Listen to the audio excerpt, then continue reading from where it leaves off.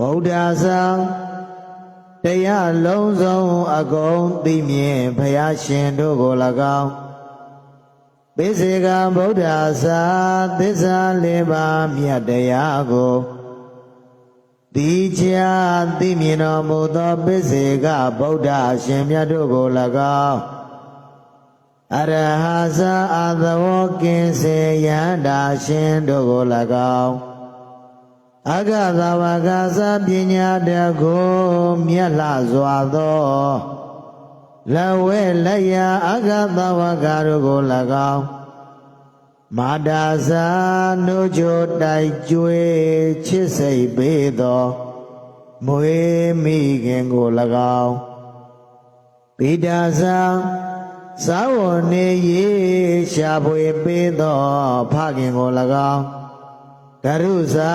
ကြောက်တိတန်တို့အလေးပြုအပ်သောဆရာတို့ကို၎င်းတထာဇာကျိုးကြောင်ပြလည်းရဆုံးမပေတဆရာမြတ်ကို၎င်း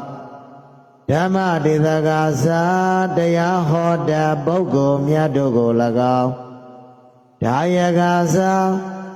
ထမင်းတလုံးရေသမုတ်စသည်ဖြင့်ပေကံချီးမြှင့်ထောက်ပံ့ပေးသောသူတို့ကို၎င်းဤမေတ္တမှာကုနေ